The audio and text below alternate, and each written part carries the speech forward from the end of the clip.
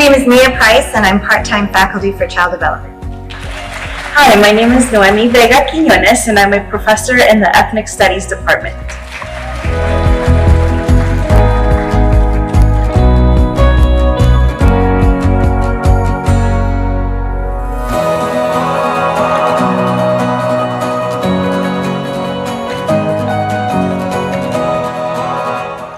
Hi, my name is Leslie Salter, and I'll be teaching in the biology department.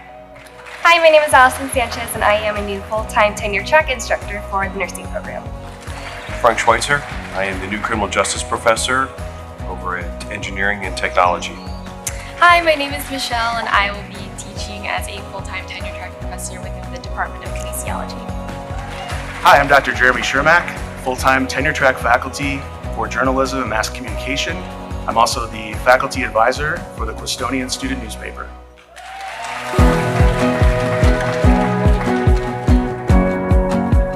Landon Sudbury, I'm in the welding department, CT department teaching welding.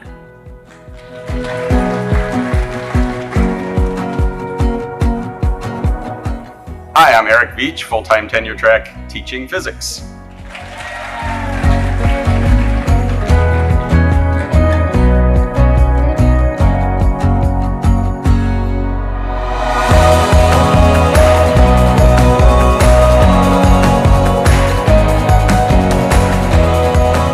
Hi, my name is Amy Ward. I'm very excited to be a new faculty member in Languages and Communication Studies.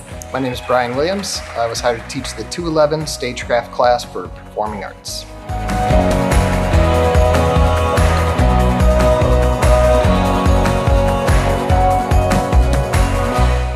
Jesse Herring, Police Sergeant, Public Safety.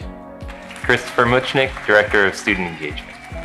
Stephanie Schlater, Director, DSPS. John Schmidt, Supervisor, Custodial Services here at Cuesta College. Hi, I'm Erin Warren Gordon. I'm the Assistant Director of Accounting for Fiscal Services.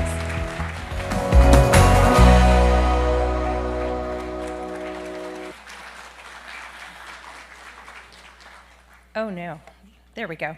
So special thanks to our marketing department for the video introduction and for welcome to all of our newest employees and those in new positions. Cuesta College has a treasured tradition of acknowledging milestones with pins recognizing years of service beginning at the 5-year anniversary. This year's employees reaching 5-year milestones of service are listed in the program and will soon receive their service pin from their manager. We have 5 employees who have reached incredible service milestones on behalf of Cuesta College. Join me in recognizing the 30 years of service of Dr. Ryan Cartnell, Executive Director of Institutional Effectiveness and Research.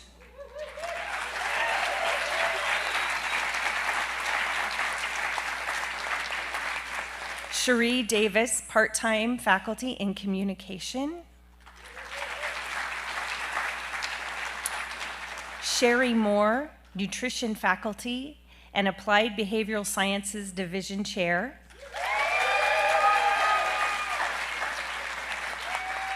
And Terry Sanders Brown, part-time faculty in ceramics.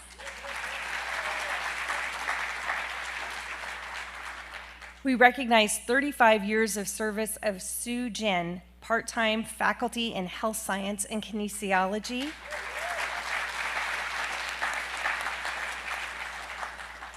And at 40 years of service, Denise Forey, our part-time librarian.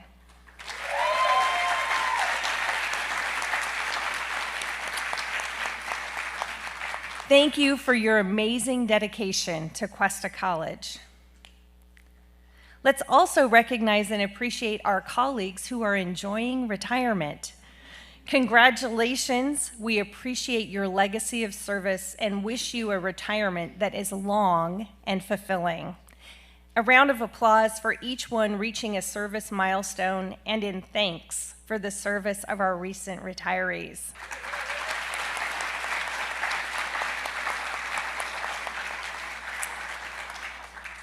This morning we'll begin our special recognitions with the Jedi Academy Cohort 3. Our Jedi Academy facilitators, Dr. Lara Baxley, Dr. Matthew Davis, Katie Dittmer, and Rachel Barnett, report that Cohort 3 had the highest completion rate to date, with 24 of the 27 faculty who started the program completing all of the requirements of the Academy. There are now 93 faculty members who have completed the program since it started in 2021. These 93 faculty members are now eligible to participate in the Jedi Community of Practice and to apply for many grants to support further redesign of their courses. Planning is already underway for the 2025 Jedi Academy. Congratulations.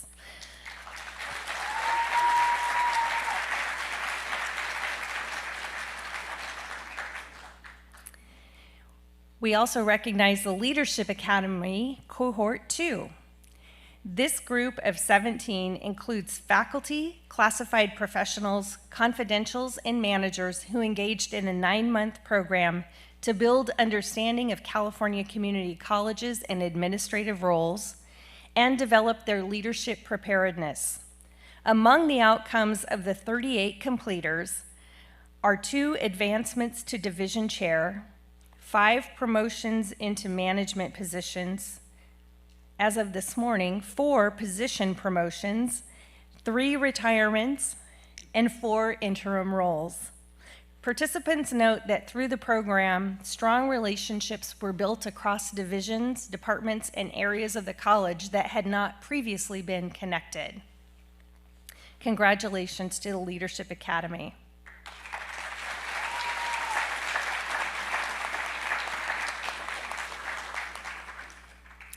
We'll now recognize our Classified Employee of the Year. The nomination comments include: consistently demonstrates a commitment to the core mission of being student-centered, swiftly responds to issues no matter the complexity or urgency, and remains composed and focused to effectively resolve problems, a relentless advocate for process improvements, and consistently seeks out ways to streamline workflows, optimize systems, and enhance efficiency. A proactive approach and expertise have been invaluable in enhancing efficiency and responsiveness. They demonstrate a willingness to assist students and faculty that reflects their dedication and passion. They take on the role of mentor, providing guidance and support to work-study students and new department members. They regularly share knowledge and experience, fostering a learning environment that supports professional growth and the personal development of colleagues. They demonstrate unwavering dedication to serving our students and faculty. They have a friendly demeanor and approachability that make them a go-to person for both students and staff. They maintain a positive attitude and can-do spirit. They remain calm and composed, inspiring confidence and morale among colleagues. This year's Classified Employee of the Year is Michael Teehee.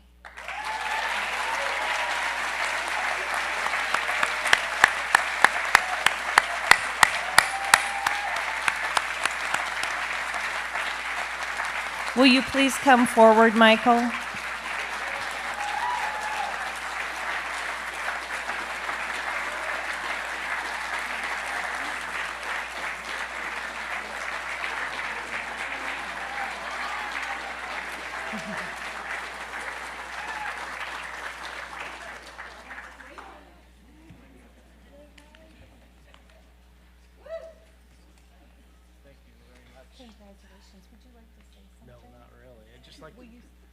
I'd just like to say thank you. I'm not much of a public speaker, but thank you very much. Will you stay right here for a moment?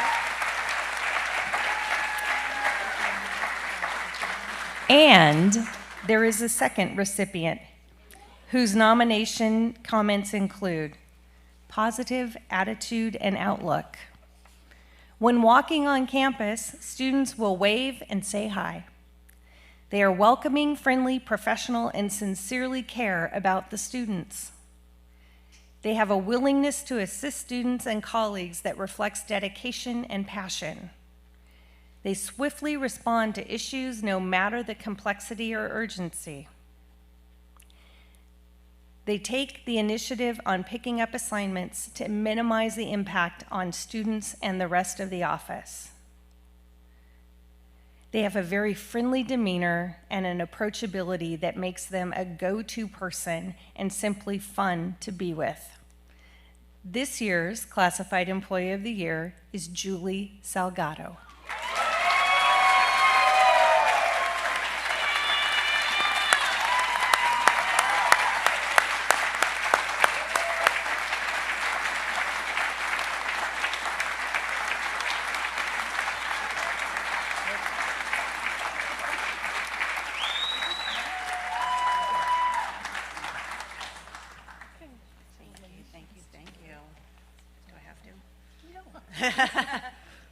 Thank you.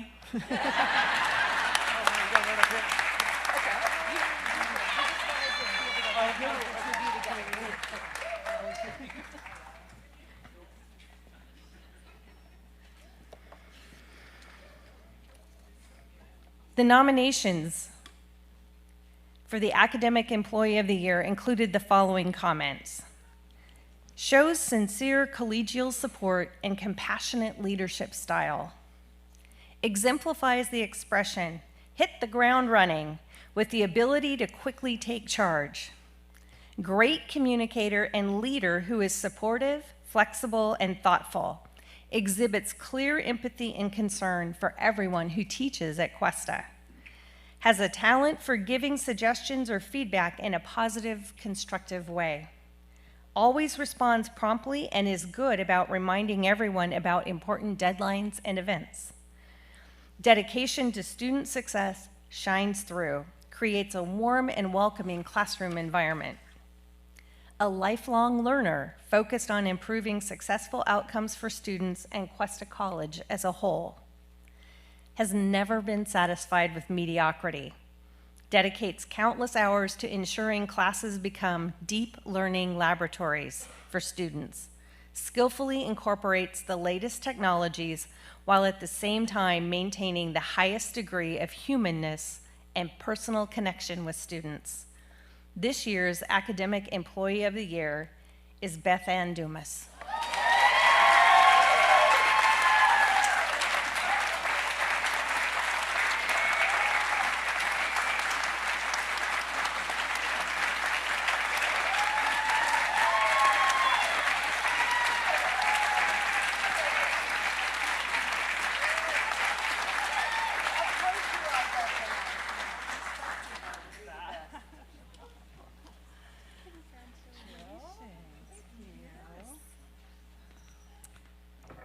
Well, I do teach public speaking, so I guess I can't say I'm not much of a public speaker, but I am shocked and surprised and also so honored and humbled by all of you, because you all do this, and we all work together to make this an amazing place for our students and for each other.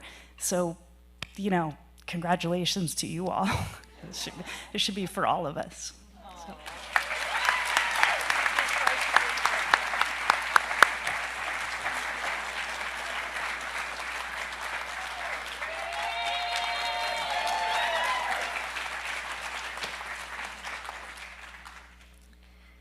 The President's Leadership Award was renamed in 2010 to recognize former Superintendent President Dr. Marie E. Rosenwasser.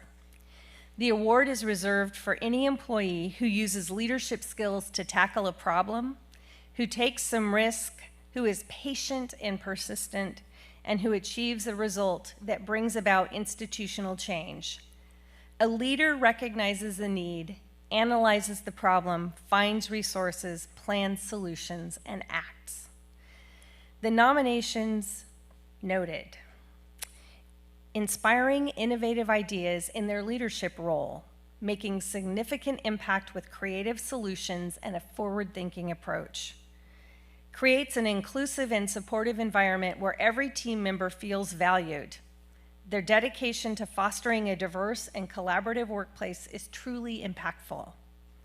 consistently demonstrates exceptional leadership qualities, inspiring others through their vision, integrity, and dedication.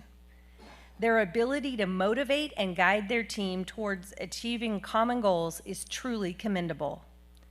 Unwavering advocate for student success, consistently going above and beyond to ensure that every student has the support and resources they need to excel. Productive in identifying and addressing potential barriers to student success, and their responsiveness to students' needs has been instrumental in fostering a supportive learning environment. Exemplifies a student-centered vision, consistently prioritizing the needs and well-being of students in all decision-making processes. Brings an infectious positivity to every task, uplifting others with their optimistic outlook and creating a supportive environment where everyone feels motivated to excel. They swiftly respond to issues no matter the complexity and remain composed to effectively resolve problems. This year's winners of the Dr. Marie E. Rosenwasser President's Leadership Award are Wes Martin and Gladys Fiopondo.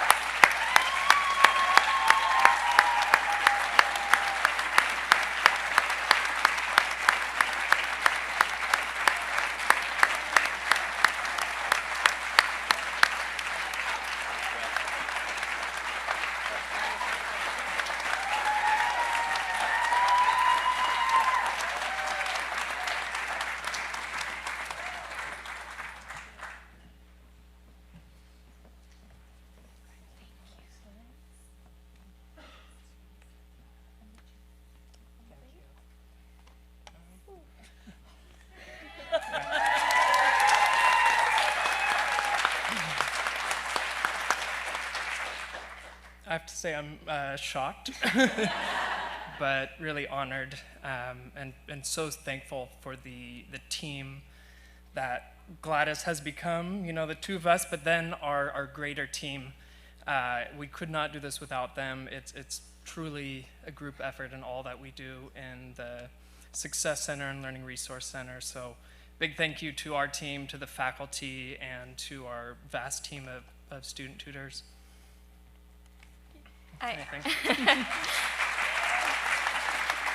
I'm equally shocked. I did not expect this, but I'm very honored.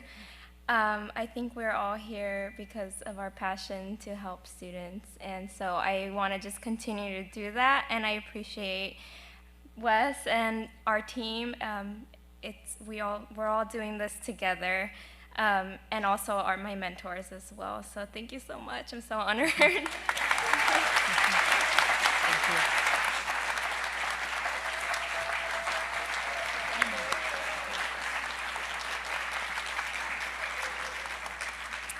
Academic Senate Council President Dr. Alex Kahane will present the Teaching Excellence Award.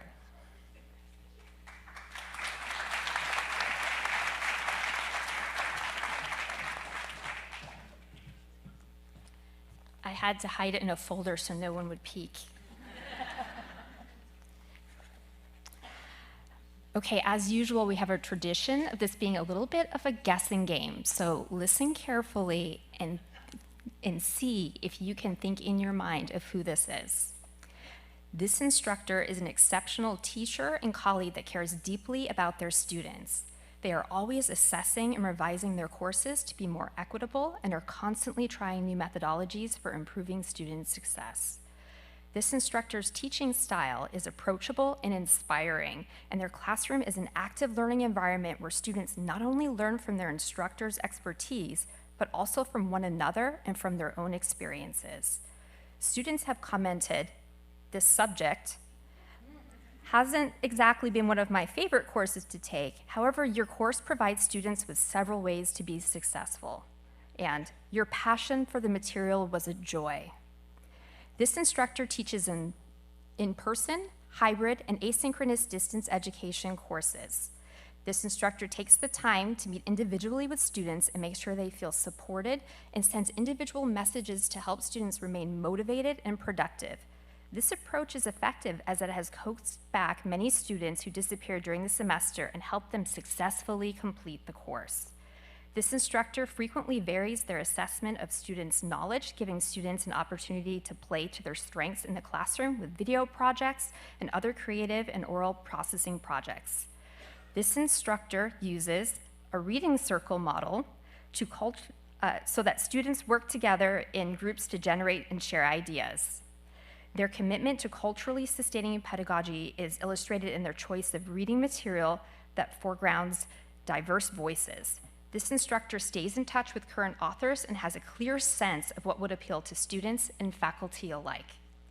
This instructor is an outstanding leader of professional growth at Cuesta College and demonstrates a great deal of compassion and empathy for the differences and challenges that faculty who teach in different disciplines must overcome.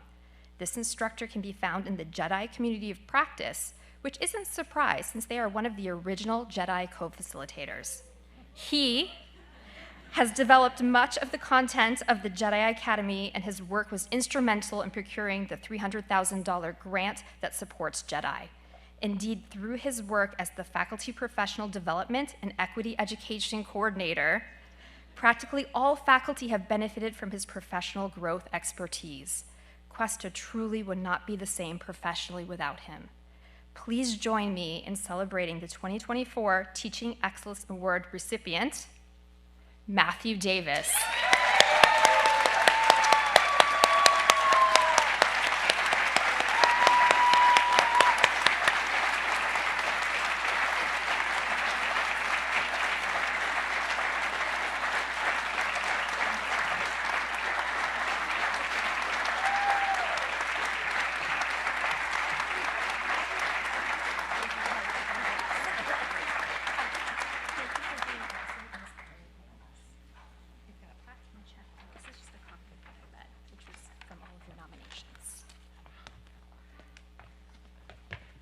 Thank you. This is such a surprise and honor. This is the start of my 10th year teaching at Cuesta and my 24th year teaching full-time at the college level, and I feel like I'm starting to get the hang of it, so this is nice recognition. I really appreciate being recognized for that. It means a lot. When I came to Cuesta, I didn't really know how it would both require and inspire me to do things differently. And for that, I have my students to thank for pushing me in all kinds of different ways and challenging me in different ways. But I've also, I think, benefited from the support of the Cuesta community. So I'd like to just thank the English division, which helped me transition to teaching here at a 2-year school after so many years at a 4-year school. The folks on the Book of the Year committee that sort of sustain me and keep me motivated and allow me to sort of harness my love for bringing authors and texts into the classroom and into our community. The Jedi community are 93 graduates who just, so invigorate me and keep me going and motivate me, and who I steal from all the time to try and be a better teacher. And then, my fellow co-facilitators, working with the group that I've been so fortunate to work with has been the most sort of invigorating and sustaining part of my career, and it just keeps me going, makes me a better teacher all the time. They invigorate me, they challenge me, they embolden me. It's a marvelous, marvelous community to be a part of. And then I have to single out one of my co-facilitators, who is my wife, Dr. Rachel Barnett, the best teacher I know, and I wouldn't be here without her. So thank you, everybody.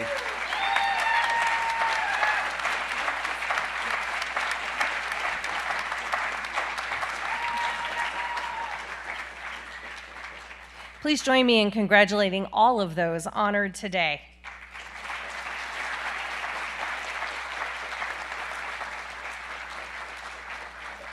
I always want to ask, did you figure out it was you at some point? It's fantastic, always inspiring to hear those nomination comments. Now I am pleased to introduce Eric Smith, who is serving as fiscal expert. Eric is a veteran chief business official with over 36 years of school business management experience. He has served as an assistant, associate, and deputy superintendent for California school districts, a county office of education, and most recently as the associate superintendent, vice president of finance and administration for the Allen Hancock Joint Community College District. Eric also served 7 years with the state's Fiscal Crisis and Management Assistance Team, which we affectionately call FICMAT. And Eric served as the state president of the California Association of School Business Officials in 2008-09 and was awarded the ASBO International Eagle Award in 2012 for excellence in school business management. On a personal note, he has been married to his lovely wife, Cindy, for 15 years and has 2 adult children, Chandler and Julian. Because of the recent change of interpretation of the PERS guidelines, we are unable to employ Eric as an interim vice president. Instead, you're going to love this, we are able to hire him as a professional expert in the formal role of extra help. Yeah. He is serving Cuesta College in a special capacity as he works directly with Director of Fiscal Services, Chris Green. The work underway includes the development of the final budget for 24-25, the fiscal portion of the 16-week calendar application to the State Chancellor's Office, the 23-24 fiscal year close, a review of our fiscal systems and processes, review of contracts, and fiscal updates to the Board of Trustees and Planning and Budget. There are also a number of the vice president responsibilities that he, as a retiree, cannot fulfill. Vice President Richardson and I are sharing those, including supervision of employees, signing on behalf of the district, and engaging in contracts. Melissa is working with Chief Randolph and the campus police, Keith Stearns in IT, and with Karen Valine on the bookstore and food services contracts. Additionally, Melissa will serve as tri-chair of planning and budget. I'm working with Brian McAllister and the bond team, and Chris Green and the fiscal services group during the search for our next leader of administrative services. We anticipate welcoming the selected candidate in January, at which time the administrative services areas will be reunited. Eric, take it away.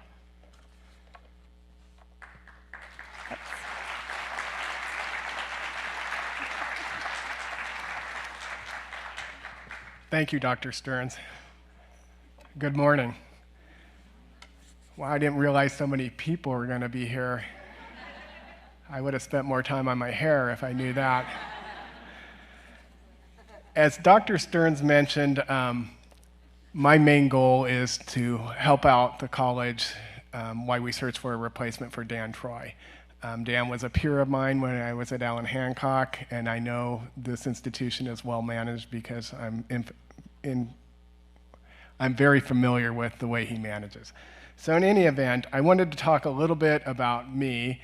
I'm a big believer in fiscal transparency. If you have questions about budget or fiscal matters, I try to put things in vocabulary that's very understandable to a layperson. I know there's a tendency among chief business officials to use a lot of technical terms, and I try to use analogies and metaphors to explain things the best I can. The other issues is I'm a big believer in maximizing instructional resources, but also balancing that with the fiscal health of the institution. As Dr. Stearns mentioned, I served 7 years with the state's Fiscal Crisis and Management Assistance Team, and if you're not familiar with that institution, they primarily do 2 things.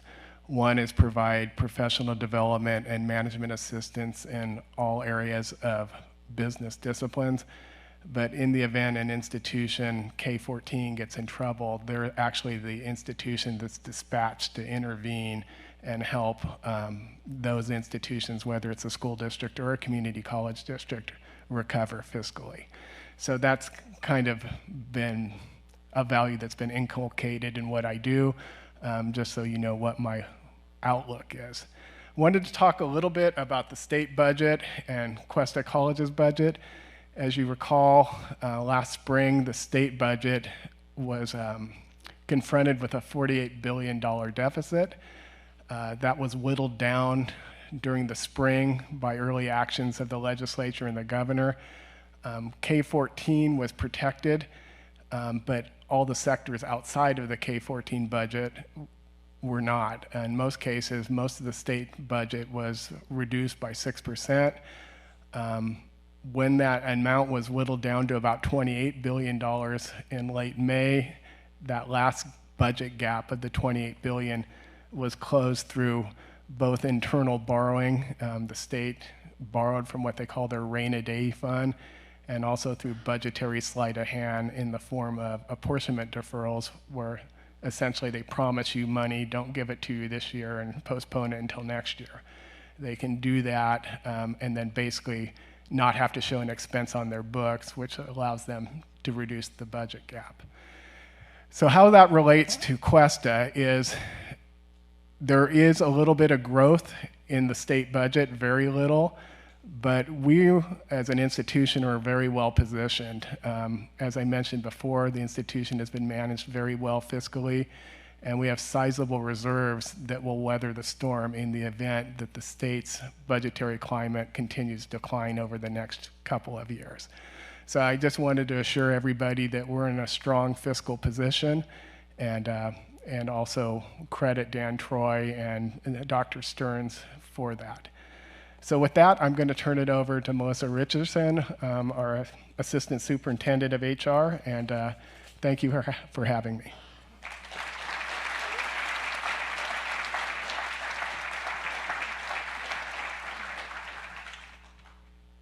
Hello, everyone. Welcome back. For those of you that are warm, it is going to get cooler in here. Just saw some people fanning themselves. So my first update is for information technology. So I've already seen some really positive feedback from the faculty, but many of your classrooms have been upgraded with the new AV standard. So if you have an opportunity today before your classes start, please go and make sure that the equipment is working and that you don't need any IT support. We want to go ahead and get that troubleshooted before students come into the classroom. Many of the classrooms also have new paint, so they are vibrant and looking really well. Over the summer, or between the spring and summer, the MyQuesta platform went into production, so it may look a little bit different. A reminder, if you have a personal device, such as a cell phone or any iPad, please use the Wi-Fi called EduRoam. It's faster. It is more secure. You do not have to continue to reconnect after you set it up. And your Cuesta laptop and mobile devices automatically connect to another wireless signal. So security is of the utmost concern, so please make sure that you use EduRoam and not guest or student or any other access. And last, for information technology, is IT is available for technology support, and they do provide a lot of trainings. You can submit a work order through the MyQuesta work order system, or you can call extension 3248. That extension is programmed on all classroom phones.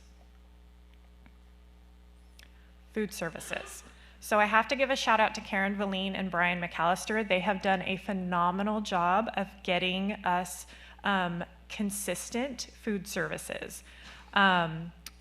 So there is a new web page for food services. I would encourage you to please go on there. It will locate all of our vending machines as well as food trucks, which we're going to get into. Yeah. And Cali Cup has announced that in the next few weeks they will be bringing in acai bowls. So for those of you who like it, yes. So the food trucks, they are going to be here starting Monday. Yes. So Mondays will be Slow Dog. Tuesdays will be Leslie's Taqueria. Leslie's Taqueria does have a punch card. If you order 9 meals, you get your 10th free. So, and then on Wednesdays and Thursdays, we have Central Coast Pizza Trolley. They are going to be located in near 3100, near Cali Cup, okay? I am going to just beg and plead that we all try to maximize the services. We want to keep them on our campus, and we want to make sure that we have food offerings for our students. So if you are in need of lunch Monday through Thursday, please maybe hit up one of the food trucks. Leslie's Taqueria will be here a little bit earlier. They do have breakfast burritos as well, so they'll be coming a little bit early, earlier than 11, okay? So great news. We also have hot and cold vending options. So we are gonna locate those in the cafeterias of both North County and Paso Robles campuses. The food will not come out hot, but there's microwaves and stuff available. So we do have those options for when the food trucks are not here. And you can, again, go to the website, and includes all the hours and the locations of all of those vending services. Update on public safety. Public safety will be sending communications to the campus beginning Monday regarding animals on campus. So animals that are not service animals on record with DSPS or Human Resources are not allowed on campus. Signage is also going up at all of the points of entry to announce this. This is not new, but the enforcement, given some recent activity, is going to pick up. We've had some aggressive animals on campus, and so we've gotten a lot of requests to start doing this. Also for public safety, parking enforcement does not begin until August 19th. So please renew your parking permit if you have not. You can now have 2 vehicles on the same permit. And you do not have to log in to flip them anymore. So good job to public safety on that. There's also going to be a traffic survey done August 12th through August 19th. We have a lot of traffic that's not Cuesta related going through our campus, a lot of speeding. I will just share anecdotally after the board meeting, Dr. Correa almost got hit by somebody who ran a stop sign leaving the board meeting. So it's an important survey that we need to do. Okay. And last but not least, human resources. I am a little bit disappointed to tell you that our Title IX implementation of the new regulations is stalled. We are part of the federal injunction, along with our sister camp or sister college, Allen Hancock and Cal Poly SLO. There are numerous California institutions who've been named. We got the news early last week, I believe, that we are part of the injunction. So we are going to continue with our 2020 regulations. We are prepared with our board policies and practices that as soon as that injunction is lifted or anything changes, we can begin routing those through the governance process and implement fairly quickly. This is our first year of the new EEO plan, and so we will begin those strategies and initiatives identified in the plan to begin this semester. I am hoping this is good news for everyone, but we are partnering, HR is partnering with RSS Consulting to develop an online asynchronous EEO training through Canvas.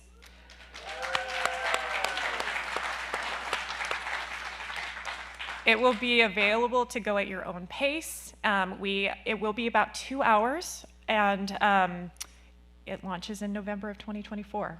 Okay, so I know that that was a huge request that we've gotten, and so we are finally putting that into practice. I am personally very excited about that. I think it will be a much more involved training, I think. So there's going to be discussion boards and all kinds of things, so I'm very excited to get all of your feedback on that new training. Last but not least, all of your benefits information is now available on the revamped benefits website. So thank you to Brianna Martinet and Malka Stein for making that happen. All of the forms, all of the information, plan summaries, fringe, etc., is all available online now. We are still available for questions, but you no longer have to dive or try to, find the information is now at your fingertips. So please make sure open enrollment ends August 16th. so please make sure you get your stuff in. It is a no changes open enrollment, so if you do not want to change any of your plans, you don't have to do anything. And with that, I will turn it over to Dr. Correa.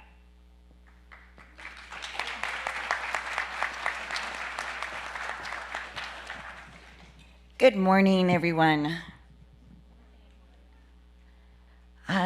Congratulations again to all of our awardees. I woke up this morning at 2 a.m.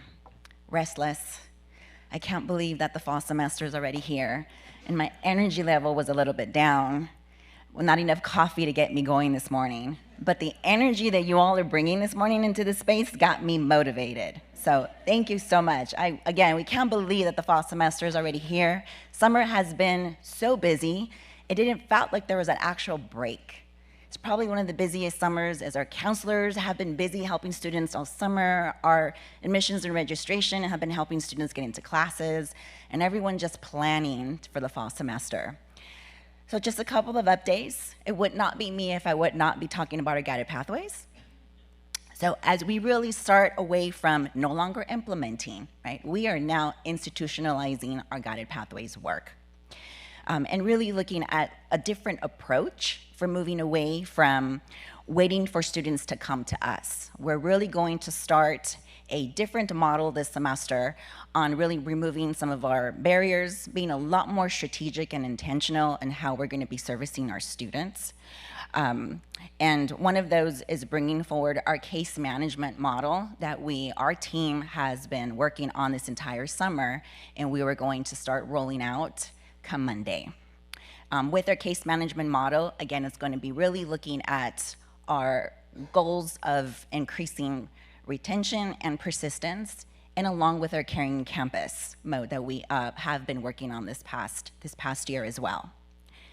The framework of our case management model is really going to be looking at, as soon as that student arrives on campus through their application, that's what's going to kick off our case management, to really be intentional to reach out to our students at the beginning of their life, the student journey here at Cuesta.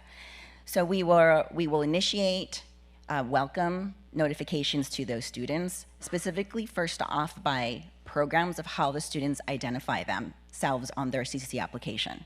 So whether they're part of an affinity group, whether they're part of a DSPS, EOPS, Karen CalWorks, foster youth, or international, MESA students, veterans, or undocumented dream students, and even our promise students. So all of those students will be assisted from all of our program coordinators. Again, will be reached out and sought out with welcome, information, introduction about their programs. And then along the way, there'll be touch points in their journey also to check in to make sure that there's a connection that's being established with that area and that department. And then also academically, if there's any academic challenges, we're having reports that we're going to be able to refer to those so we can provide that upfront intentional intervention at the beginning and not wait until the end of their semester when they've already fallen into a situation. And it's really closing that loop of that student's semester from helping them out. And then we're also going to be having referrals amongst our areas. That case management then opens up to make sure that that referral is followed up on to get that student that service that they need. Any student that does not fall under the actual program demographics will then be supported by our new student completion coordinators, which were obviously prior to known as our Guided Pathways program coordinators. Same process will affect all of those other students so that it's very cohesive and very consistent among that case management support. And just some program updates. Here's, as you can see, all of our student success and support programs. We are growing. This is just so you're aware of some of the programs that we are providing here this coming fall semester for our students. And I'm so happy to report out in regards to our new Affinity Program Center. If you have the time to stop by the library, our Affinity Program Center will officially open up, and the space is already there. We have some staff already moved in, but it will be ready to service our students come on Monday. And this was really at the conversation inception of one of our first student trustees, if y'all remember Dawn Guerrillo. Dawn had met with me when she first arrived to Cuesta, and she says, you know, my first time at Cuesta, and it was during the pandemic, there's just not a place for students to really find community and really kind of, how can I find another student that looks like me? So in a lot of conversation and discussion with our students and our ASCC is where the inception of our affinity space came to fruition. And now I'm so happy to say we actually have a space.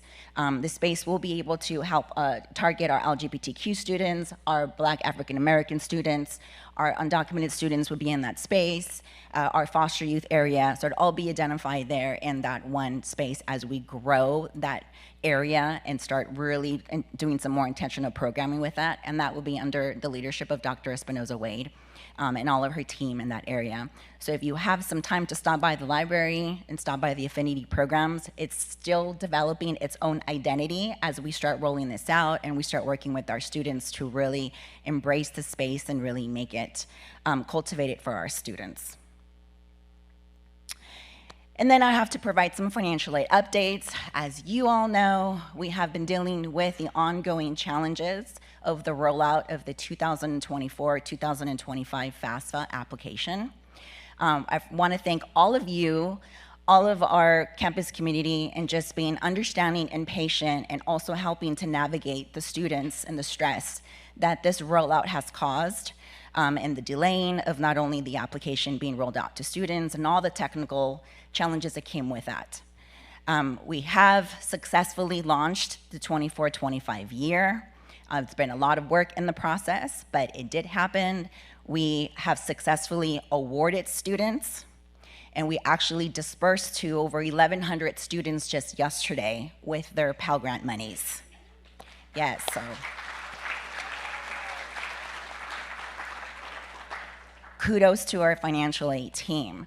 The numbers that you're seeing, excellent. Yes, Julie, congratulations, Julie. The numbers that you'll see here are estimated numbers as we haven't finished the year yet in reconciliation, so it's just a couple of numbers that you can see with the amount of work that comes out of our financial aid office. And with that also comes, obviously, you all have been aware of financial aid fraud. We all experienced a lot of just enrollment fraud this last semester. So how do we look at mitigating some of this? Financial aid fraud is not new to financial aid. We deal with it, unfortunately, on a day-to-day basis, and it's been happening for years. But one of the main piece of financial aid eligibility, even after all the financial aid staff does what they do to determine eligibility, the last final step is actually the student being enrolled. Their units is what then will give that student that final disbursement. So it's so important that part of mitigating financial aid fraud is to make sure that we also need your help as students show up or don't show up to your courses and your classes on the first day, being able to manage your rosters by the census to make sure that students get dropped. 0 units means the student does not get a financial aid disbursement. If we do see here the numbers that I'm presenting here, this is assuming a student has 0 income and is taking the maximum Pell Grant that they can get.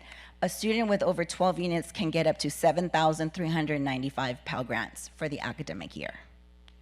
If they're in a 3/4 between 9 and 11.5 units, they will get 5,546 Pell Grant. And then also if at least 6 to 8.5 units at halftime, they can still get another almost $3,700. Right, so we do need your help in all of this as we will work on our end to do what we have to do. Just last year, you see here financial aid fraud. Financial aid was able to stop 510 student files from not receiving financial aid. Okay.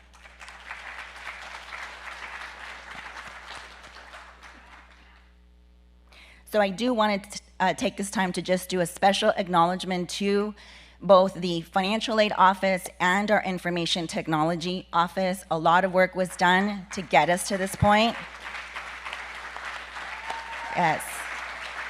So Will Wooster, our interim associate director of financial aid veteran services, Julie Salgado, financial aid specialist, Martha Rennie Davis, financial aid specialist, Madison Wethington, financial aid specialist, Alyssa, I'm not going to try to pronounce your last name, Alyssa, I love you, financial aid support analyst, Trent Wright, our program analyst in IT, Lori McLean, our database administrator in IT, and Keith Stearns, our executive director IT, who sat in on all of our consulting sessions.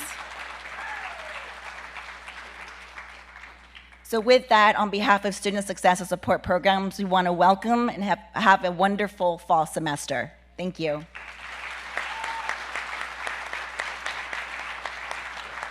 And now we'll ask Dr. Jason Curtis to come to the podium.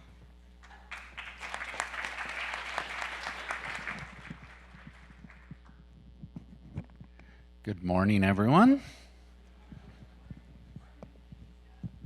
I can't stay tethered to the podium, you know that?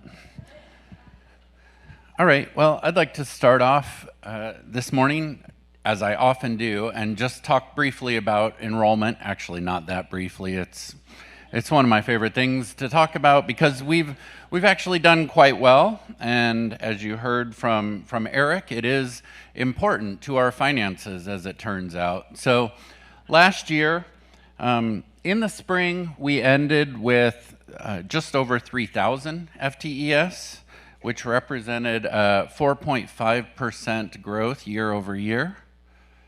For the full year last year, it was just over 7,400. It depends when you look and exactly which numbers. So if this doesn't quite match a slide that Dr. Stearns shows you in a little bit, don't be surprised, but it's 7,400, give or take, right? And that for the full year represented almost 5% growth. So we continue to recover and come back from the low enrollment during the pandemic, and the college continues to thrive in terms of its enrollment. And traditional credit last year made up almost 6,000 of that almost 7,500. And traditional credit for the year grew by 4.4%, but I don't need to tell all of you that because we were able to sustain the COLA that we negotiated with all the bargaining groups because of that growth in traditional credit. So congratulations to everyone, and I think we should all feel good that we were able to do something for employees above and beyond the COLA that the state provides to the college this year. I know it's easy to be happy about that one, right? But just worth pointing out here, those of you sort of maybe quickly doing some math in your head, the traditional credit was 6,000 of almost 7,500. So I guess that tells us that 20% of the college's FTES is coming from some other sources, right? And I think you know what those are, but let's pause for a second to reflect on some of those because they're turning out to be pretty important too. So here are the numbers for dual enrollment, and I know I hit this last fall, and the reality is it's important, and it continues to be important, and it continues to grow. And so I just want to pause.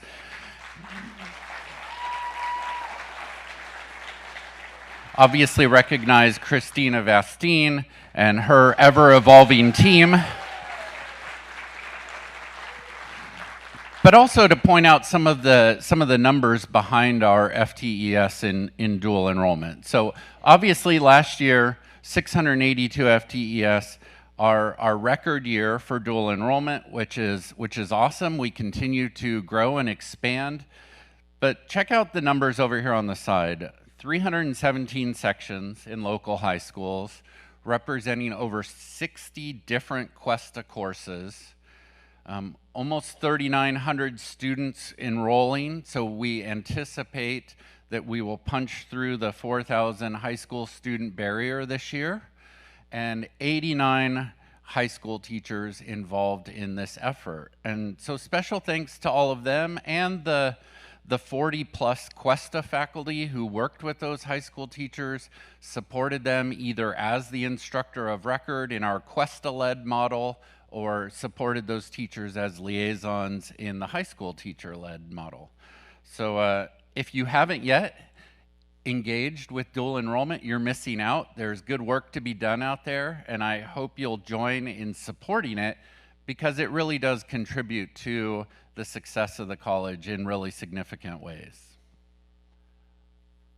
Also, for a variety of reasons, we just had a great summer. And not just because we got to travel and relax, but in terms of enrollment, we had a great summer.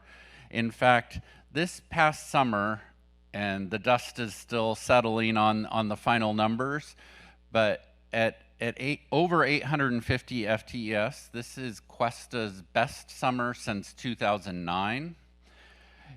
Those of you who have been here a long time, and we've spent the morning recognizing some of those people, may remember 2009 we had a really great summer, and then the state imposed some budget cuts. And in a panic, the following year, Cuesta canceled almost all of its summer classes at the last second, and we lost a lot of faith in the community from that move, and it took a while to grow those back. So I chose to pick up here in the summer of 11, and you can see the growth from there. And obviously it represents a lot of distance education courses that we're offering in traditional disciplines, but also work that we're doing in non-credit out in the high schools for high school students who need to remediate, and just a collection of interesting offerings that we've put together. And so hopefully we can continue this this work in summer and this success.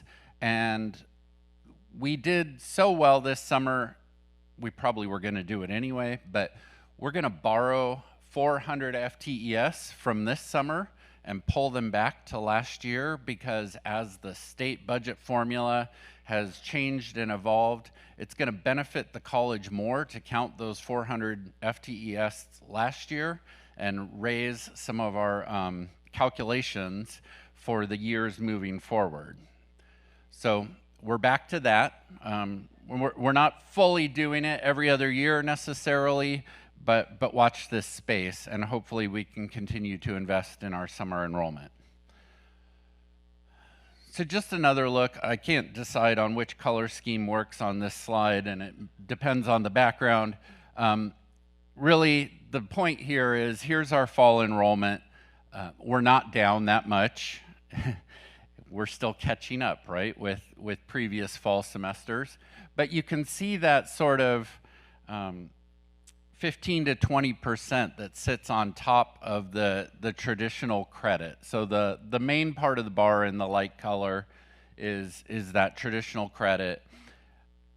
Up at the top, you have things like our efforts at CMC, our non-credit emeritus classes, dual enrollment, and supervised tutoring in the student success centers. So to make this a little easier, I'm going to do what I always do, and that's cut this graph right at the 2,500 mark, not to make the gaps look bigger, but to help you see what's going on at the top of those bars. So there's that big chunk of dual enrollment in the dark color continuing to grow. Supervised tutoring, we were doing quite well up until the pandemic. Then we had the understandable dip in enrollment, and it's gradually started to come back, and we just recognized Wes and Gladys. Congratulations. And so it would be really great if this yellow bar gets back to this size. I'm just saying you have some work to do. So. CMC continues to be a challenge, but we have some really exciting new grants called Rising Scholars Grants, both to support our work at CMC and to support new work in the juvenile court schools and the alternative schools. And we're now able to offer by law dual enrollment in those situations too. So we already know how to do that. It's just a matter of figuring out what they need and getting in there and creating the offerings. So hopefully we can see the enrollment of our justice impacted students grow as well.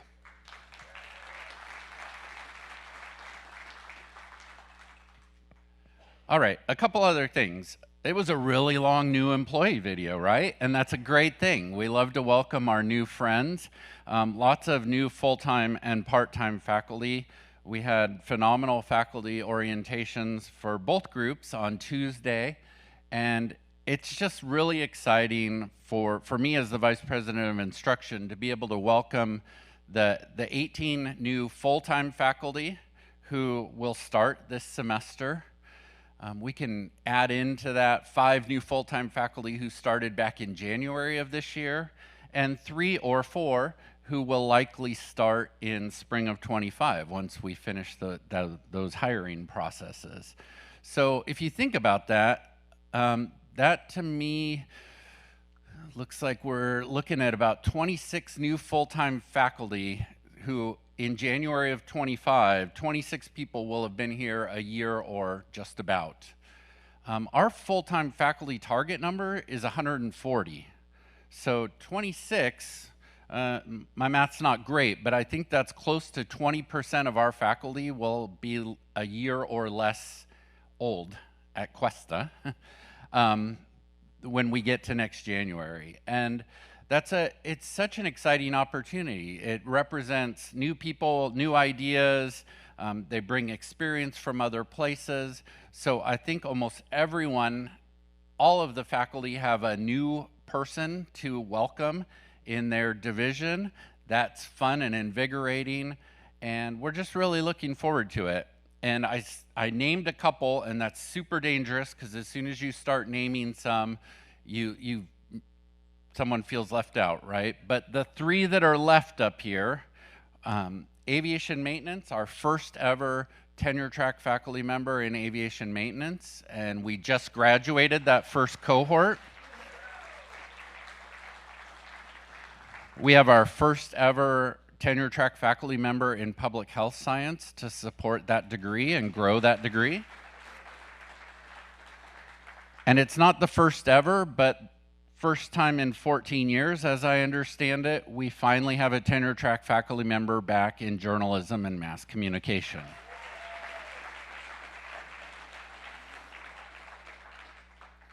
So looking forward to supporting all of those people, all the new faculty. Obviously, new full-time tenure track faculty represent work for all the people who have to serve as peer evaluators, for the deans, for the institution tenure review committee.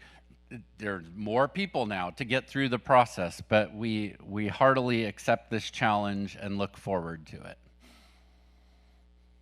One final note. So we had a great professional development session yesterday talking about supporting our students who are parents. And an interesting thing happened not just to Cuesta, but to all the California community colleges. And that's that the Chancellor's Office and Chancellor Christian has made this one of her priorities in Vision 2030. But we added a question to CCC Apply, to the application, trying to identify who has dependent children, who's a parent and a student at the same time. And we've never quite had a handle on those numbers. It's anecdotes, it's what faculty learn from talking to students in class. Often student parents don't come forward and identify as such, but now that we're asking on the application, it turns out we're expecting more than 500 of our students this fall to be student parents.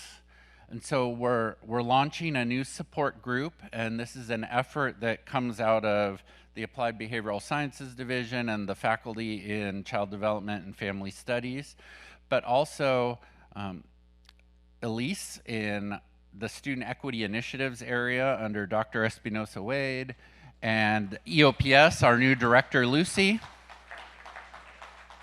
So this is a great partnership of faculty and staff who have come together and are working to form this support group.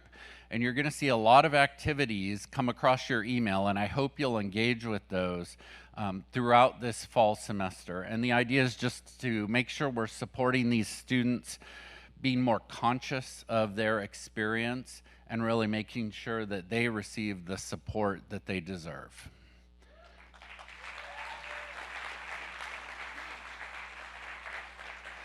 Thank you, everyone. I hope you have a great fall semester, and I'm going to bring back Dr. Stearns.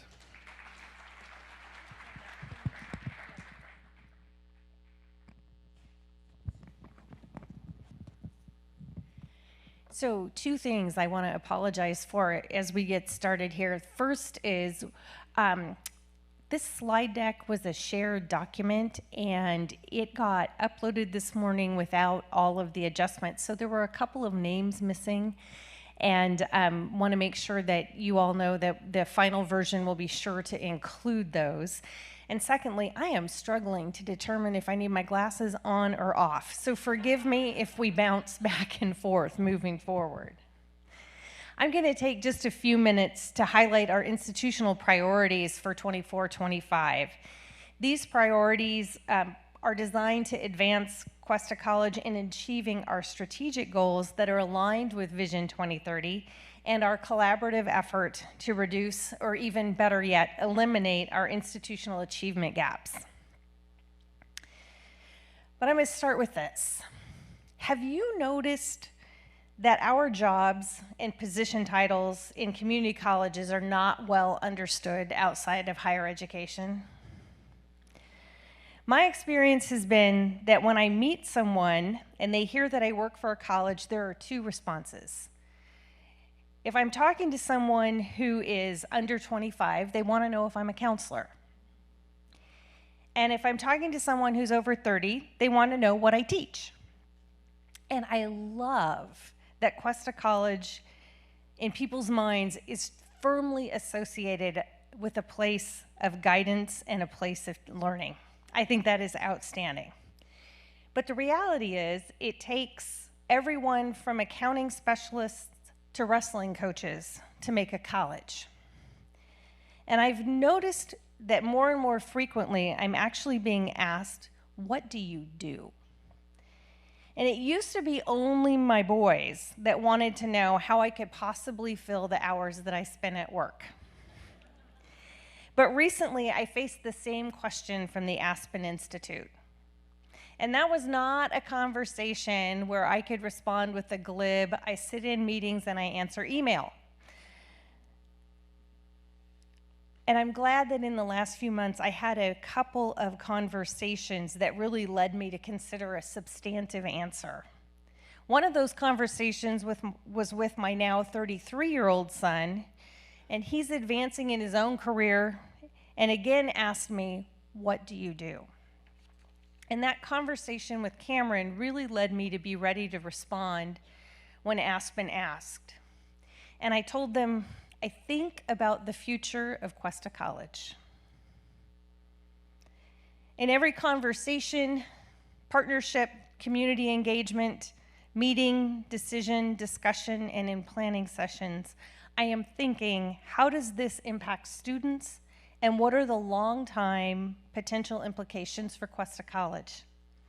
Most of the time, this is rooted in ensuring that 10 years from now, Cuesta College will be in an even better position to meet the needs of our community than we are in today.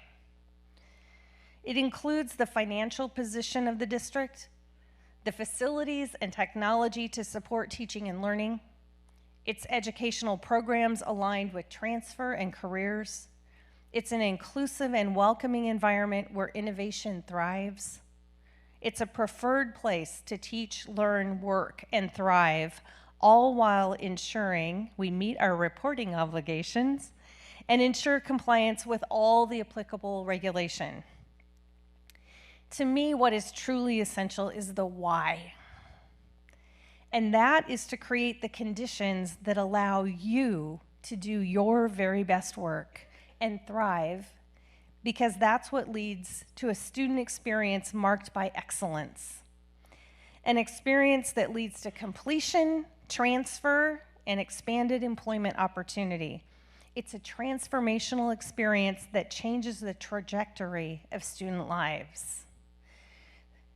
To foster that, these are the priorities for fall 2024. We're going to start with FTES. We've already heard from Dr. Curtis, and he warned you that our slides are different. Even in the student-centered funding formula that currently is the apportionment allocation for our California community colleges, attendance is the core of our institutional budget. And we've been working hard to ensure that we did not face a steep decline as we have strived to increase our enrollment post-pandemic. And we've been very successful, as you've heard. And first, you already recognized that we were successful enough that a salary incentive was earned and is now part of the ongoing compensation of our faculty, classified professionals, and managers. Second, the increase really set the stage for what Dr. Curtis mentioned, which was to use some of our summer FTES to raise our stability. What that means is it moves upward the floor of funding that Cuesta College can earn in the future. So if a bad thing happens, we are able to not be funded at level A, we would now be funded at level B, even if we had some catastrophic drop in our student enrollment. This recommendation was the final recommendation from Dan Troy. He explored the short and long-term effects of a number of options. And ultimately, the strongest option was to include 400 FTES from summer in our 23-24 attendance reporting. So these are all FTES that were earned in that flexible portion of summer. And Eric Smith will be providing more detail in planning and budget for those who are interested. This year, we're going to focus on our Ed Master Planning, and this is already officially started. There is a request for proposal out to consultants, and we are looking for a consultant to engage with the campus and community in this long-term strategic planning process. The request for proposals includes a mid-fall start with the narrative development through spring and summer of 25.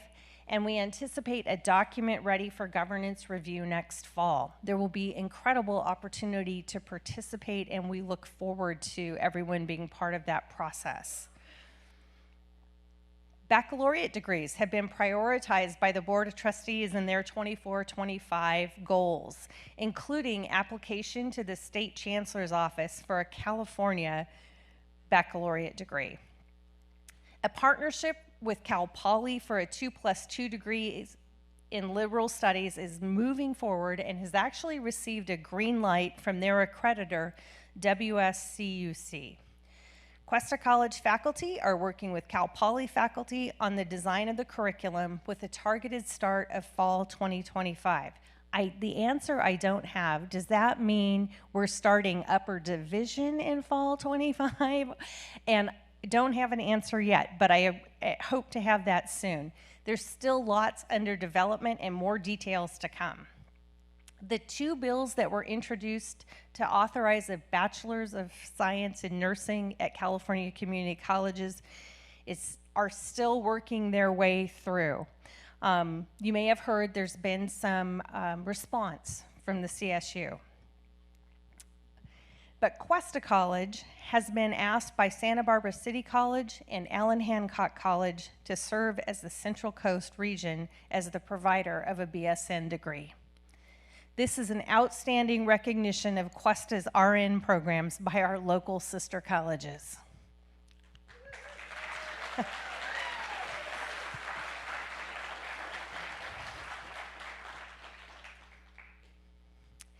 16-week calendar. The work to prepare an application for the Chancellor's Office continued over the summer. And as you've probably heard me say before, the challenging piece is there's not really an application to the Chancellor's Office, but it is an iterative narrative back and forth between Cuesta and the Chancellor's Office in making that request to move to an alternate calendar. And so this summer, the 16-week calendar steering committee met weekly and developed the elements that are really necessary to start that engagement with the Chancellor's Office. And once we have a response from them, we will be ready to share very broadly, including through open forums, so we can continue to seek and address the challenges that we know this significant change will bring. So more to come soon on the 16-week calendar. A South County educational site is another priority that is set forth by the Board of Trustees, and there is a strong support that this be available as early as next year. Among the considerations for location is a site adjacent to Nipomo High School, And the board reviewed conceptual renderings at the June study session. This included modular individual classrooms centered around a support services building. And this conceptual design is flexible and suitable for most any undeveloped parcel. So more to come on South County. Career education development. Careers are truly taking off at Cuesta. I hate to be duplicative, but the completion ceremony for the first aviation maintenance technicians last Friday was just amazing, and cohort 3 begins in January. Additionally, we are starting aviation maintenance technician courses at Paso Robles High School and Arroyo Grande High School as new additions to the expanding CCAP offerings. The accelerated RN program is underway. All of the participants in cohort 1 successfully completed the first semester and are headed into semester 2.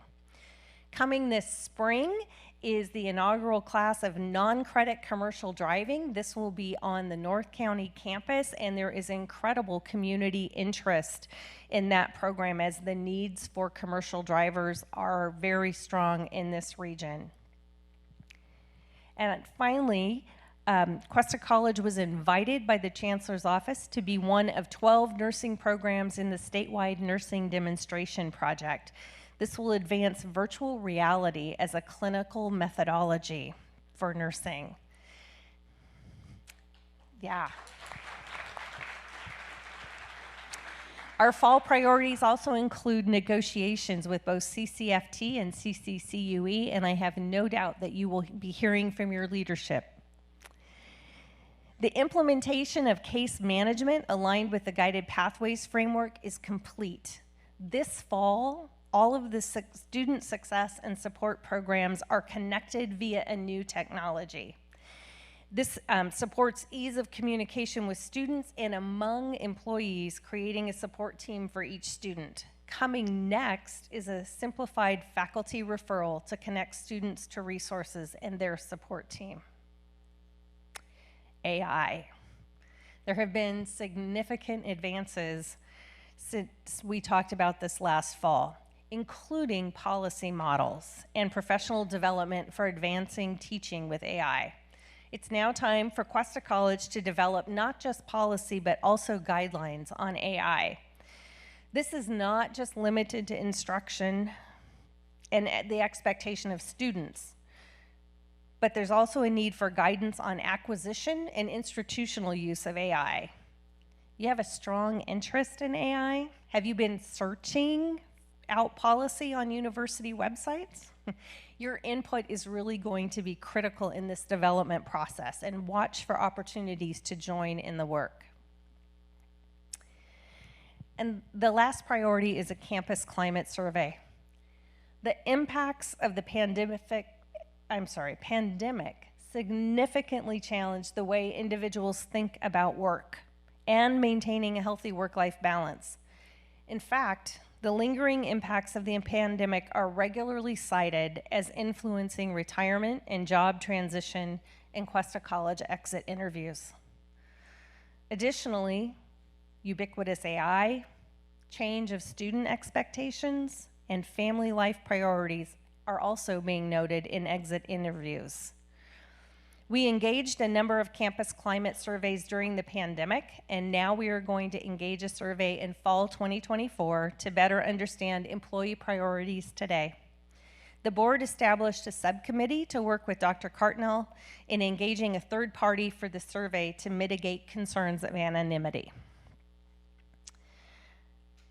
And I will conclude with this. You can expect some noise.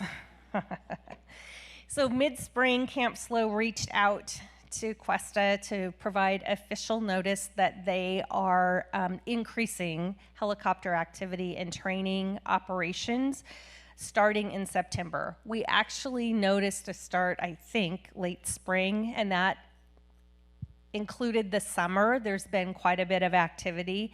And so we tried to be proactive with this information. Unfortunately, some of the suggestions that have come forward about asking them if they would wait till class is over and maybe they could do it on the weekends, We don't have much pull with the military. And I do appreciate that they gave us heads up. And what we were able to do is we have invested about $100,000 in amplification systems for classrooms. So all of the installations that occurred this summer, and there was a long list of classrooms that received new AV installations this summer, those include microphones. And so we hope that is helpful in mitigating the challenge that we know some classrooms may have with this increased helicopter activity. If you are in a classroom that doesn't have the new equipment, unfortunately, we can't just place a microphone in there because the controllers can't handle it. But both the Office of Instruction and IT want to help find a solution. So please, if you are experiencing noise disruption, reach out to the Office of Instruction, reach out to IT, and we'll see if we can't find a solution that works for your class. Right. And with that, I am so pleased to host now the accreditation roundtable discussion, and am going to begin with introductions. So if our roundtable would please come to the stage. Yay.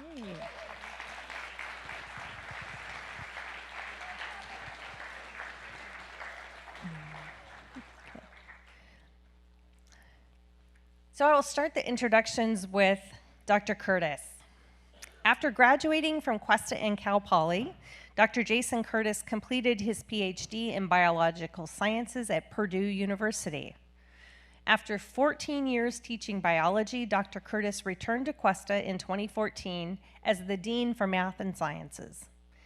In 2019, he became the Vice President of Instruction, a role which includes serving as the Accreditation Liaison Officer. As Vice President of Instruction, Dr. Curtis has helped guide the college through and beyond the pandemic, including the transition to online education, a successful accreditation site visit, and numerous funded grant proposals.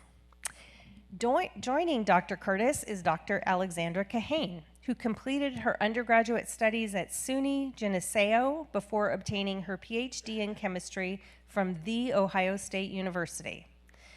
Following her doctoral work, she spent 3 years as a postdoctoral fellow and as an adjunct professor at UC Santa Barbara. In 2006, Dr. Kahane began at Cuesta College as a part-time chemistry instructor and transitioned to a full-time role in 2008. She was a member of the curriculum committee for 14 years, including 6 years as its chair. Dr. Kahane is currently serving as the president of Cuesta's Academic Senate and endeavors to bring forward the faculty voice. And we are welcoming home Dr. Kevin Bontenbal.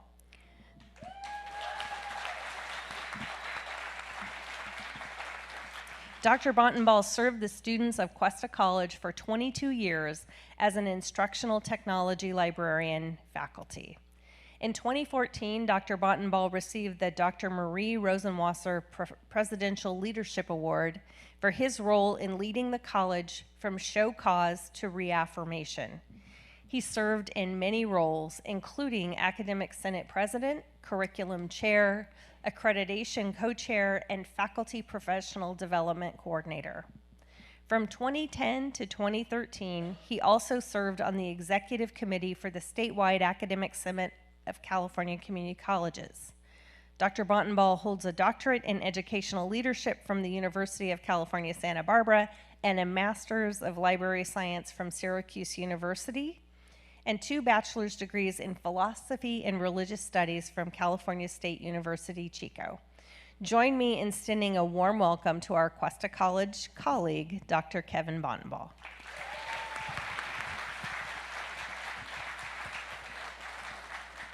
So now that we know the level of expertise we have in the room, let's start by refreshing everyone on Cuesta's accreditation status. Where are we in the cycle of reaccreditation? I'm happy to talk about that, mostly because this is the past work that's over. So most of you know that our last peer review team visit occurred in September of 2020. That was interesting because we were really starting to feel the effects of the pandemic at that point. Things were closed. And so ours was one of the first virtual visits that ACCJC conducted. It went very well, and in January of 21, the commission reaffirmed Cuesta's accreditation for 7 years. Quietly, in the background each spring, a small handful of us submit our annual report and our annual fiscal report to ACCJC. It goes to the board, but I think it's probably not well known around the college that those reports are being compiled and sent in. They're largely just collections of data. And given our 7-year reaccreditation or reaffirmation of accreditation, our midterm report is due October 15th of this year. It's been making its way. Accreditation Steering Committee has been working on it. It got a preview at the end of spring at our central governance committees. We'll go back to everyone's first meeting of the year here in the next couple weeks so that we can present it to the board and get it submitted on time. And no sooner do we submit our midterm report than we expect contact from ACCJC for our ICER kickoff, our Institutional Self-Evaluation Report kickoff, in order to be ready for our next team visit, which is now called a focused team visit, I believe, in fall of 27. So the midterm report goes in, and then right away we start prepping to write our institutional self-evaluation report. And I'm hoping that Dr. Bontenbal can share a little bit more about some of the dates that we can expect over the next 3 years. Sure, I can. First of all, I want to say I did get up early, so I had plenty of time for my hair to dry. But besides that, it's very nice to be back here with all of you. Cuesta has a near and dear place in my heart always, and you all are in my thoughts all the time. And I enjoy watching your successes from afar. And Jason didn't mention in his accounting for your last comprehensive review and the decision that the commission made to reaffirm me for 7 years that Cuesta College had no findings. There were no recommendations by the peer review team or the commission. So congratulations, you should be proud of yourself. I'm extremely proud of all of you in the work that this college does. Jason mentioned the dates, and he's correct. Your midterm report will be due this October, and very shortly after that, you will begin your next self-evaluation report or process. And I know you're thinking, my goodness, give us a break. You know, we just finished our midterm report, but we do like to give colleges enough time to get that work done. I'll talk a little bit later about our new comprehensive review model, which is a formative model, and it's now spread out over a couple semesters or a year. And so it involves some different activities and dates, but Jason's correct that the focus site visit for Cuesta College, when you actually will have peer reviewers here on your campus talking with you and walking around, will be in fall of 2027. And then their final report will go to the commission for its decision making in January of 2028. So I'll leave it at that for now. So Kevin, there have been changes at ACCJC since our last accreditation visit. What are the most significant changes, and how will they affect Cuesta's next accreditation visit? Thank you. So yes, we've had a lot of changes. The commission has been evolving since before I got there 4 years ago. It's a very different commission today than it has been in the past. We have, I guess, Dr. Mac Powell, our president, is still new, although he's been there for a couple years. He's wonderful. He is really leading the commission in a positive direction. He has a lot of experience with accreditation coming from the Northwest Commission. He was on a commissioner on WASC Commission. He's been president of different institutions, and so he has a lot of connections nationally and is really helping the commission move forward. We've also, in the last 5 months, hired 2 new vice presidents, so we now have 4 vice presidents, and your liaison, who is what we call the ACCJC liaison, who works closely with the institution, will be Nikawana Shaw. And she'll be reaching out, I'm sure, to Jason and others soon to schedule that kickoff ICER workshop that Jason mentioned here this fall. So look forward to that. I wish I could be your liaison. It would be great for me, but we do have a conflict of interest policy that precludes me from serving as the liaison for Cuesta College. We also, the commission's just passed recently a new strategic plan for us. There's two main priorities in that strategic plan I'd just like to mention, and one is to advance educational quality and the achievement of equitable student outcomes through engagement with our members, partners, and the public. And then also to communicate and collaborate to advance the mission of ACCJC and promote the value of peer-based accreditation. We've already begun several initiatives that are supporting those priorities. You may hear about some of these. We're working on developing some resources and a rubric to assist our peer reviewers in their review of distance education courses, specifically around regular substantive interaction. So we're going to be piloting that with our teams this fall who are beginning their reviews of those colleges, and that will continue to evolve. We're working on building a resource library of articles, research, best practices from across the nation that will hopefully assist institutions in the work that they do to increase student success. We're strengthening our annual report monitoring, so there'll be some more information coming out about that. And then we're also doing a series of ACCJC convenings over the fall and the spring. So we're going to have about 6 convenings throughout California and the Pacific, so keep an eye out for those. The focus of those is really going to be around data, the value, importance of data, the use of data, and the telling of your story through the use of data. So I think the closest one to Cuesta will be either Lemoore or San Jose City College. There'll also be one down in Los Angeles and some other places, so keep an eye out for those. We'll be announcing those dates and locations soon. Probably the most significant change that's occurred that will affect all of you as you engage into your next self-evaluation and development of your ICER and then the comprehensive review that will follow is that we have a new set of standards. Some of you may be familiar with those, the 2024 standards. When you wrote your ICER last time, you wrote to the 2014 standards. The biggest change with them is in 2014, there was 127 standards. Well, 120 if you weren't part of a multi-college district. For the 2024 standards, there are 30. In addition to some required documentation that you have to provide that doesn't require a narrative and what, and so on and so forth. But another big importance is we've really streamlined the standards, we've reduced redundancy in the standards. The mission runs throughout all standards, so there's not a separate sort of, 1A1 on the mission. The mission is part of all the 30 standards. And then there's been a big shift in the standards on the focus from processes to a focus on outcomes, which is really what accreditation should be all about in the work that you're doing. In the 2024 standards, students are really placed at the forefront. And what we want to know now is not so much about, tell us about all your processes and describe all of those. Those are still important. But what are those processes helping you learn and understand about your students and the work you do, and what type of innovations and improvements are you implementing as a result of that to increase equitable student success?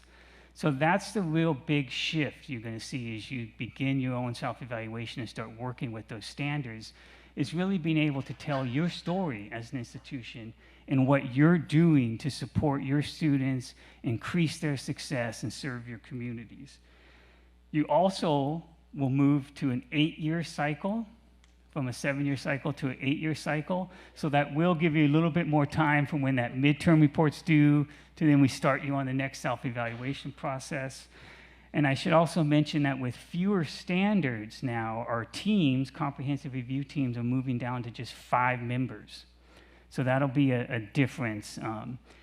And then the other big change, in addition to that, is we've implemented a new formative or formative summative comprehensive review model.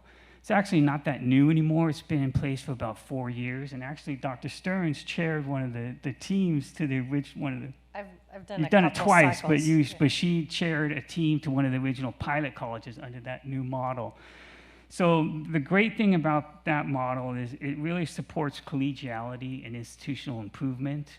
It reduces anxiety and fear. So once your institutional self-evaluation report is completed and submitted to the commission in December of 2026, the team will receive your ISO and all the evidence, and then they will meet in the spring of 27 for what we call a team ISO review. And at the team ISO review, the team will have gone through your ISO and all the evidence, and they'll identify, based on, if you will, sort of a desk review, all the standards they feel Cuesta College is meeting. It's clear from what you've written and from the evidence you provided that they're doing great work. The standard is being met. If there are areas where they have some questions still around, they're not quite sure, they'd like to talk to some folks, they'd like to look at some additional evidence, they will write what we call a core inquiry. And the core inquiry report following that meeting in spring of 27 will be sent to the college. It'll clearly list all the questions the team has, what standards are related, and the college will then use that to prepare for the focus site visit, which will now happen in fall of 27.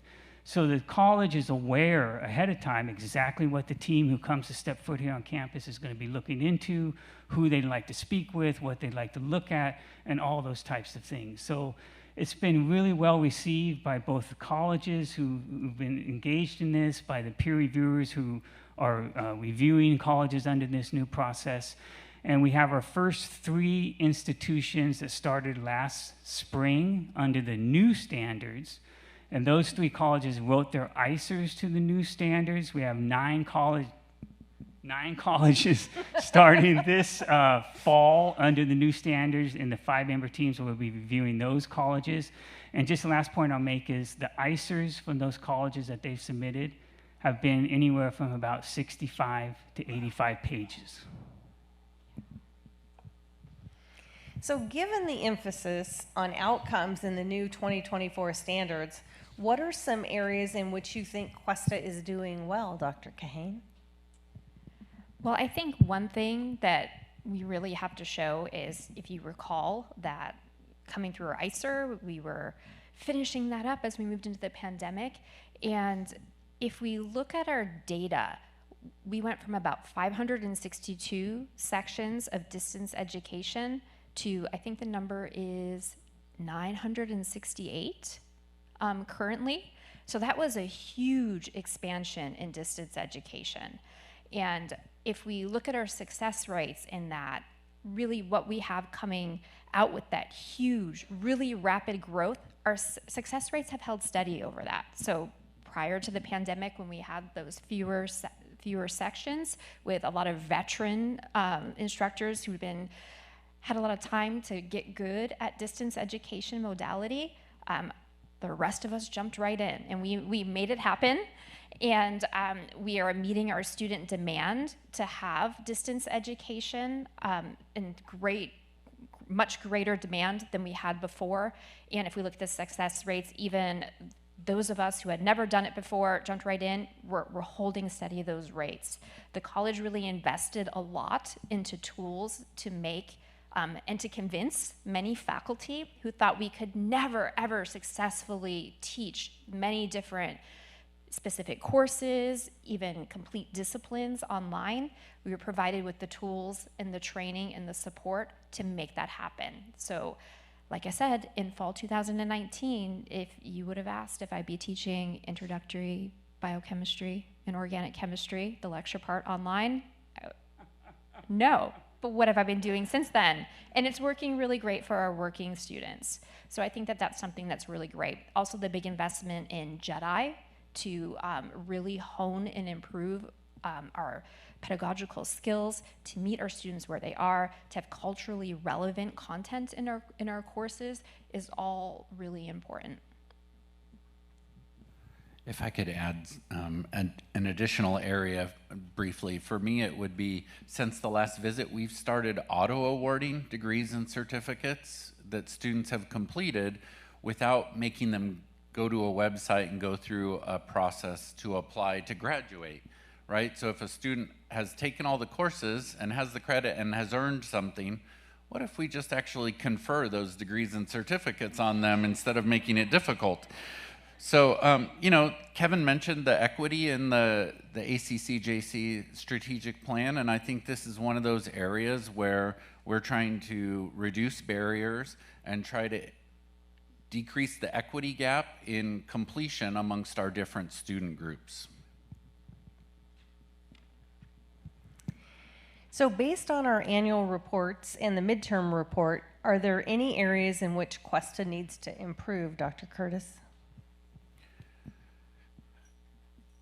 It's never as fun to talk about this part, is it? I would say, if we're going to be honest and looking at the last couple annual reports in particular, and actually Dr. Stearns mentioned this in her remarks right before we started this, but our healthcare licensure programs, especially our RN program, is known for having outstanding pass rates. Can you say #1 in the country several years running now? But the pandemic presented challenges, and in particular our CNA and LVN programs. We had some faculty turnover, we had some challenges, and the pass rates in those programs were below the standard that we set for ourselves. We've started to come back from that, and we continue to invest in faculty and the experience of our students, and I hope that we can show improvement in those first-time test or exam pass rates. I'll also add another area is that we caught on that the way that we're doing program review was really designed for instruction, but our college does more than instruction. We have all of the services and support that we provide for our students, and they didn't really have a program review process and form that was really tailored to their needs and their goals. So that's something that was identified and worked on so that everybody at the college can have a meaningful program review process. And something that else came out of that is looking at our institutional learning outcomes, again, really heavily tied to instruction. But what about everything else that we do for our students? So last year, SLO coordinator Kelly Gottlieb launched the ILORP, so the Institutional Learning Outcome Revision Process, so that we can redesign those institutional learning outcomes so that every single program on campus can tie to at least one of those forthcoming new ILOs, whether you're teaching a class or you're providing financial aid or you're providing tutoring or guidance to a student. So if I could just mention real quickly, I had mentioned earlier about the importance of data, or the data being more prevalent in the new standards, in particular disaggregation of data. So I'm not saying this because I think there's an issue or problem that you may have, but just to be aware that, you know, we don't define at ACCJC how a college disaggregates its data. It really needs to be meaningful for the institution, because we accredit a variety of different types of institutions, from, you know, small rural institutions to large, you know, urban institutions, to private institutions, to faith-based institutions, profit, nonprofit, so on and so forth. So, you know, really the key is that the standards want to see that the institution is engaging with its data, it's disaggregating that data in a meaningful way for its mission and who it's serving, and then it's using the results that it's finding from that to make innovations and implement improvements that ultimately increase the student success. Did any challenges emerge during the writing of the midterm report? Well, there is that one prompt that asks how we're addressing the recommendations that we got from our visit, and of course we have 0 recommendations. Yay! Yeah, yay for us, you know, but really we made the decision to kind of step up on that instead of just saying we had no recommendations and turning the page, which is probably what we should have done. Really, something that came out of doing our last ICER and kind of really self-reflecting is that we really weren't doing as good of a job in terms of student learning outcomes, specifically our GE learning outcomes, and how we were tracking those and how things were being mapped directly to our existing ILOs. So this is something that we kind of self-identified as we were going through the process coming out of that. So there actually has been quite a bit of work done there to start to tie different student learning outcomes to support our JELOs directly, and then taking our program learning outcomes and tying those to the ILOs, and really having much better support and assessment on there. So lots of improvements made in those areas. To answer the question a little more seriously, maybe about some of the other prompts that have been challenging, a number of the prompts, as Kevin suggested, really focus on learning outcomes and how the college is disaggregating data. And the reality is we're currently using a software system called eLumen, and that was our choice years ago to address student learning outcomes and purportedly to be able to disaggregate those data. And it has not been as straightforward as eLumen told us it was going to be. And so one of our challenges is finding ways to dig into our student outcome data and do that disaggregation ourselves or in-house and really challenge ourselves in that way. I would say the way we've been answering that prompt in the midterm report is to instead talk about course level student success. Those are data that we do disaggregate regularly and we're able to talk about, but that's not actually student learning outcomes data. So there's some tension there, and while the state emphasizes course level student success, the commission is looking for an analysis of student learning, and so trying to connect those things. And I think, again, the real point is the commission's not telling us exactly what to measure and how to disaggregate it and how to analyze it, but rather expecting us to show that we know how to do that ourselves.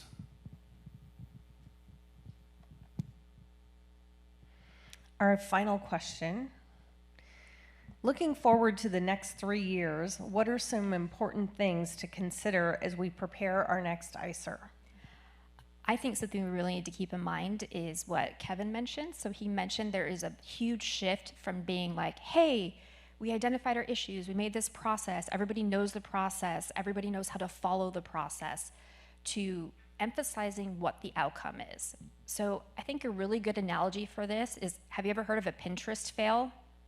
So like, you open something up and it's all beautiful and it comes with directions and you follow all the directions and what you get is like a glob of falling over cake instead of this like 3-story gorgeous wedding cake style thing. You know, that's a Pinterest fail. It doesn't really go according to plan. You had a very clear goal and an outcome that you wanted.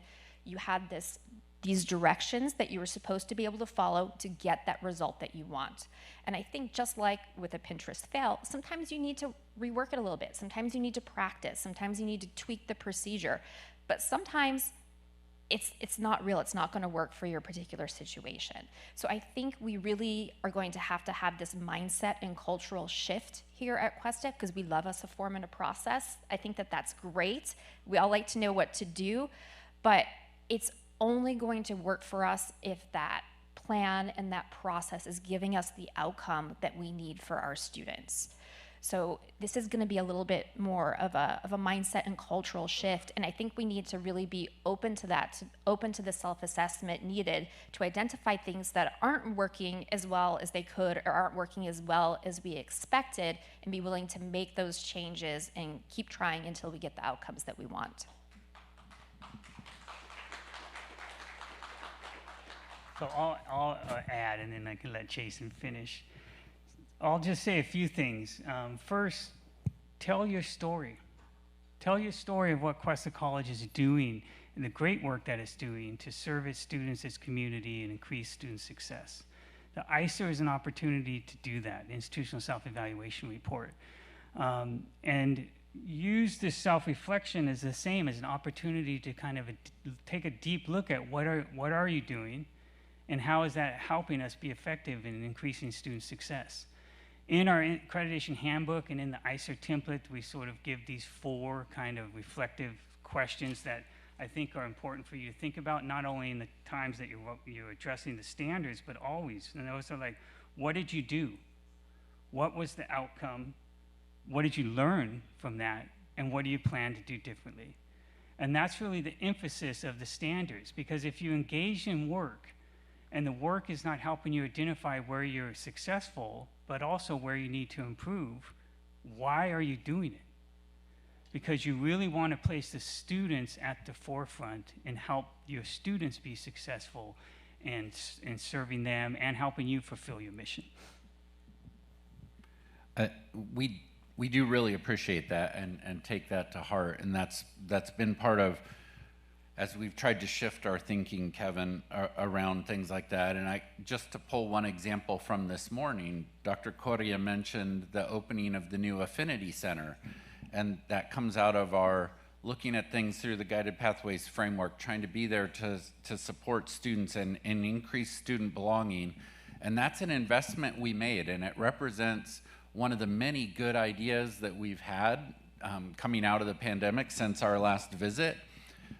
But I find myself wondering, not worried, but wondering, what data will we be able to point to show that we increased student belonging? Some of these things are harder to measure than others. So just really thinking about when we do make what we think is an improvement, how do we know we've actually improved anything? And trying to focus on that as part of our accreditation work. And I'm just going to bring it a different direction. As someone who has been at an institution on a 16-week calendar, I keep thinking about this, how do we ensure that our governance processes allow for that full participatory opportunity, but are nimble enough to allow us to be responsive to our community, to allow us to include that, and what are you going to do now that you have assessed the data piece? In closing, what word comes to mind when you consider Cuesta's next comprehensive evaluation?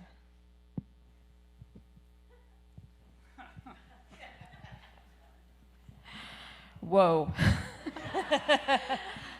Party. I should say engagement, but I'm going to say enlightenment, right? I hope it brings enlightenment to everyone about the work that we do and why it's important. You have a word, Dr. Kahane? I said whoa. I was being a little bit facetious though, but I think I would probably go with progress. I'm hoping to have that progress. That's outstanding. Thank you very much to our panelists today. We appreciate you being here. And if you'll please join me in thanking those who make opening day possible: Clark and the CPAC team, Richie and Lynn in the marketing department, the executive team, the facilities and custodial crew, and Todd and Cindy. A reminder that faculty hour follows right after we conclude, and lunch will be served starting at 12:15 in the 5000 complex near the cafeteria entrance. And I will just say, it really is a great day at Cuesta College. The work you do matters. It makes a difference for our community. It changes the lives of students and impacts generations. Thank you for your dedication to excellence, and happy